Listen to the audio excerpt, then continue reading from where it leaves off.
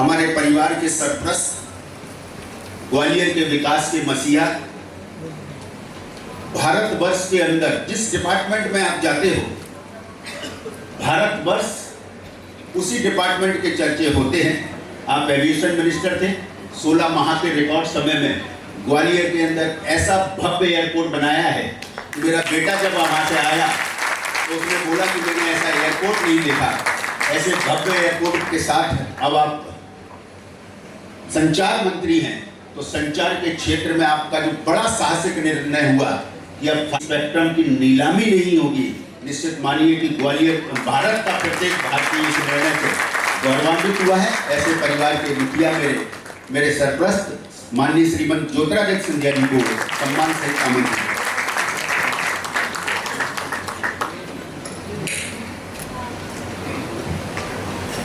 आज इस मंच पे उपस्थित हमारे प्रदेश के कैबिनेट मंत्री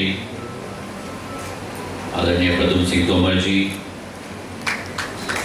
हमारे ग्वालियर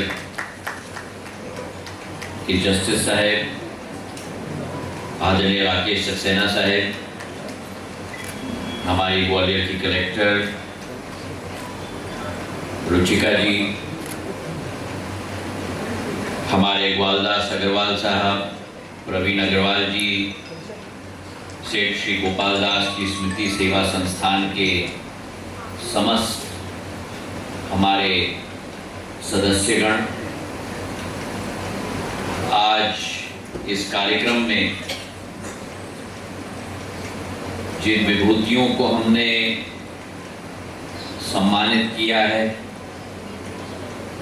मेरे स्वामी ऋषभ देवानंद जी, लड्डा साहेब, श्री चंद्रेचा जी, सुरेश चतुर्वेदी जी, गीता जी, विवेक सोनी जी, विशाल जैन साहेब और इस चेंबर के सभागृह में उपस्थित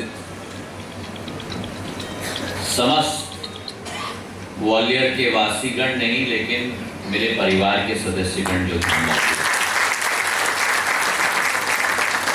सर्वप्रथम मैं बधाई देना चाहता हूं हमारे सेवा संस्थान को, जो सेठ श्री गोपाल दास जी की स्मृति में गठित की गई है। आज ये स्मृति संस्थान और सेवा संस्थान एक ऐसे व्यक्ति की स्मृति को चिरस्थायी बना रही है, जिस व्यक्ति ने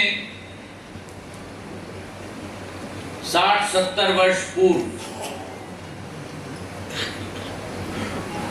ग्वालियर में आकर जब ये परिवार बसा था, जैसे अभी प्रवीण जी ने कहा, 4-5 पीढ़ियों का एक संबंध और रिश्ता है, और उस परिवार ने आकर जब ग्वालियर में जो परिवार स्थापित हुआ,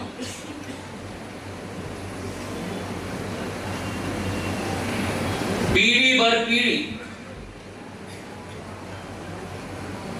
सतत विकास और प्रगति की सोच और विचारधारा के साथ आगे बढ़ तो रहा, लेकिन उस बढ़ने की क्रिया में सदैव सामाजिक सेवा, सामाजिक सोच और सामाजिक विचारधारा के आधार पर इस ग्वालियर की नींव को संगठित, सुरक्षित और शक्तिशाली बनाने में इस परिवार ने सदैव अपना योगदान दिया।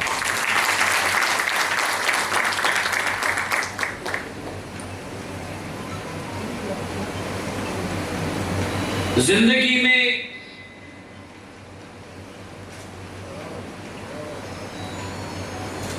कुछ बिरला मनुष्य ऐसे होते हैं जो अपने उदाहरण के आधार पर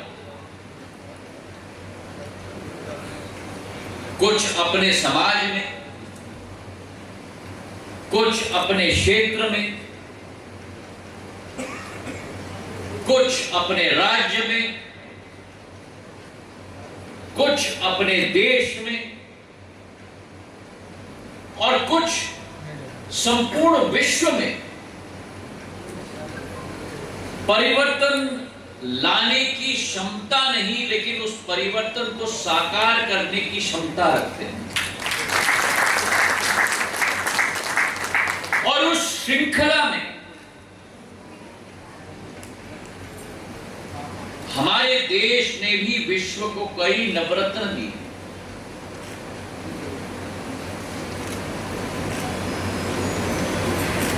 बापू महात्मा गांधी, बाबा साहेब अंबेडकर, महात्मा ज्योतिबा फुले,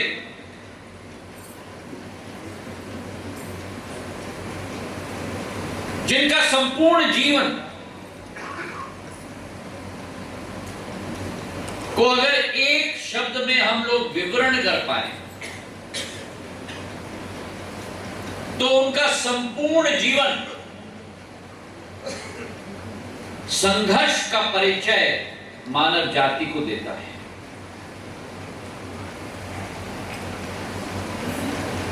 एक व्यक्ति जो अन्याय का सामना अहिंसा से करे, जो उस कालखंड में, उस युग में असंभव समझा जाता था, और एक देश में स्वतंत्रता लाई, लेकिन पूरे विश्व के लिए एक प्रमाण बन गए। वो क्षमता हमारे राष्ट्रपिता बापू महात्मा गांधी में थी। बाबा साहब अंबेडकर,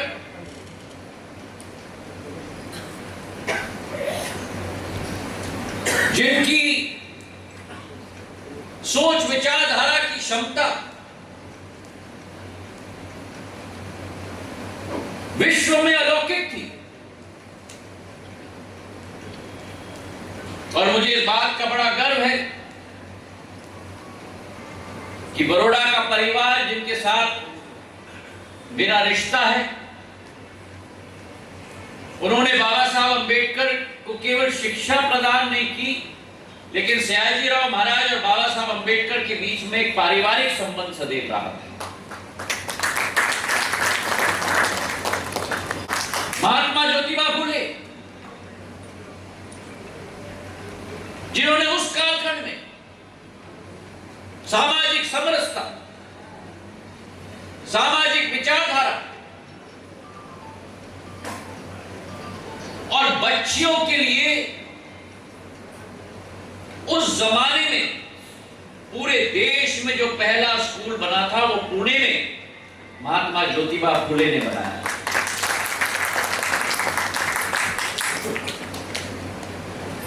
ये पथ प्रदर्शक हैं हमारे, और आज उसी पथ चिन्हों पर चलकर ग्वालियर क्षेत्र की विकास और प्रगति में भी व्यापारी वर्ग के बीच में, समाज सेवा में सेठ गोपाल दास जी ने अपनी भूमिका अपनी जिंदगी भर में निभाई। और जो लक्षण उन्होंने अपने परिवार को दिया, ग्वालदास जी बैठे हुए हैं, प्रवीण जी बैठे हुए हैं, अगली पीढ़ी भी मेरे सामने बैठी हुई है, और ये याद रखिएगा, जमाना आता है, जमाना जाता है,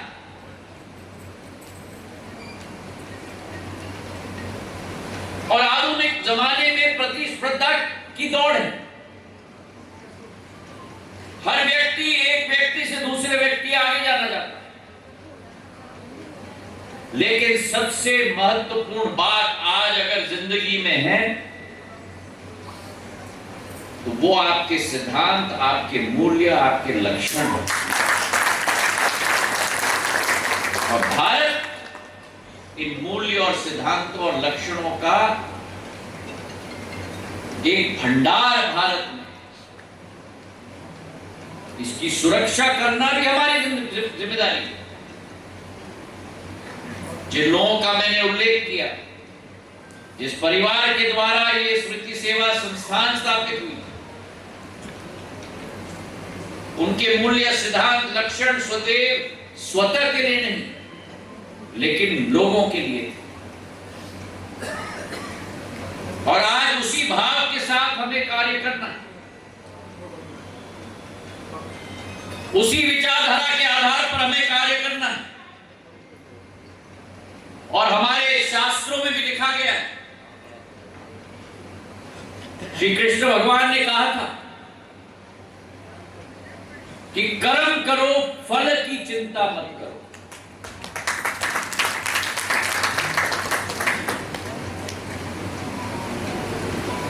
कर्म करो, फल की चिंता मत करो। कहने का तात्पर्य क्या है?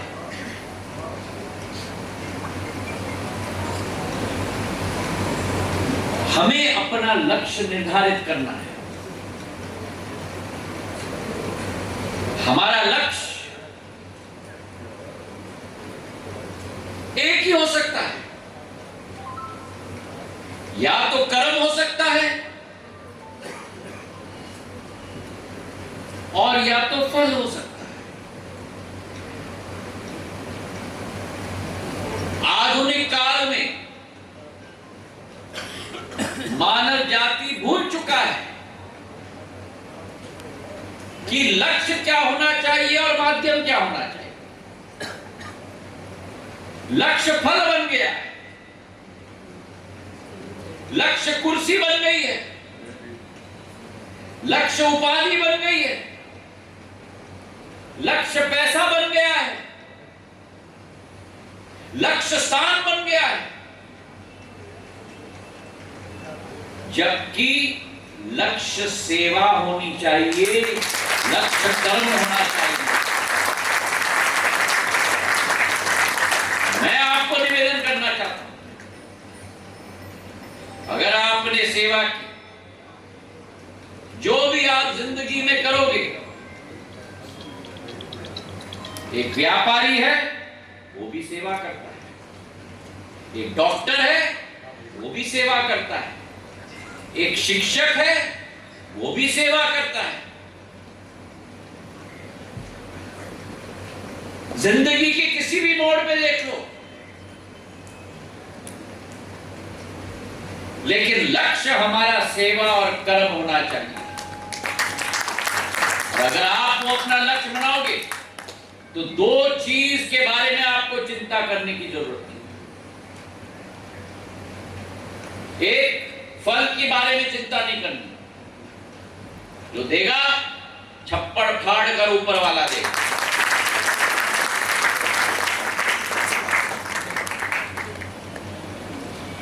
और दूसरी बात जो हम लोग भूल जाते हैं, जिंदगी में सबसे प्रिय क्या चीज होनी चाहिए? ये नहीं कि कितना पैसा है बैंक के खाते में, ये नहीं कि आप कितने बार मंत्री बने,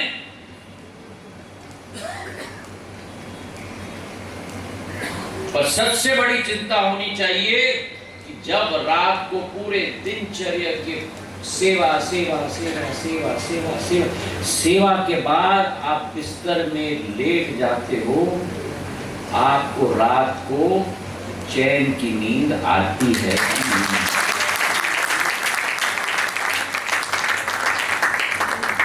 आप किसी डॉक्टर से पूछ लो, अगर लंबी जीवन चाहिए तो ये नहीं करेगा। अगर लंबी जीवन चाहिए तो ये नहीं करेगा। अगर लंबी जीवन चाहिए तो आत्मा में चैन का वातावरण होना चाहिए और अच्छी नींद रोज आनी चाहिए। बड़े बड़े लोगों को आप देख लेना, ईर्ष्या लगती है ना, अरे कितना बड़ा आदमी है, कितना पैसा है, कितना ये है, कितना वो है। चैन की नींद नहीं है।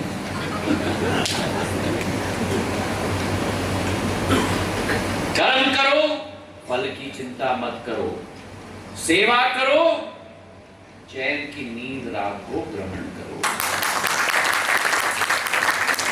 आज जो विभूतियों को हमने, मैं शब्द नहीं उपयोग करूंगा, सम्मानित किया, मैं तो कहूंगा कि हम लोगों को मिलकर तालियों की गड़गड़ाहट से धन्यवाद अर्पण करना चाहिए।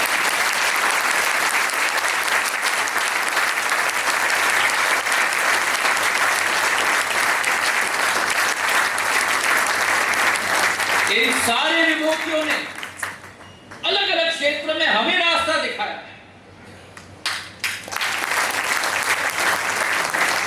इन्होंने जो समाज के लिए किया है, मैं 100% रूप से इस मंच से कह सकता हूं, जब इन्होंने शुरू किया था, इनके इर्द गिर्द सारे लोग ने इनको कहा होगा ये असंभव है।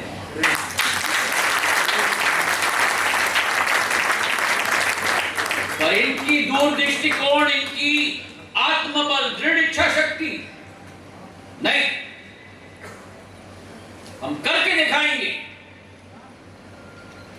और आज हमने अपने विभूतियों का सम्मान नहीं किया।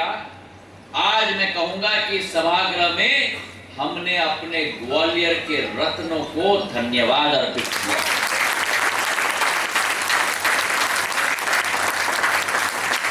मैं अपने दिल के गहराइयों से संगठन को अपने तरफ से धन्यवाद अर्पित करना चाहता हूं। लाल टिपारा गौशाला और 84 मंदिर में तो केवल जाने का नहीं, लेकिन वहां दोनों जगह में अपना योगदान देने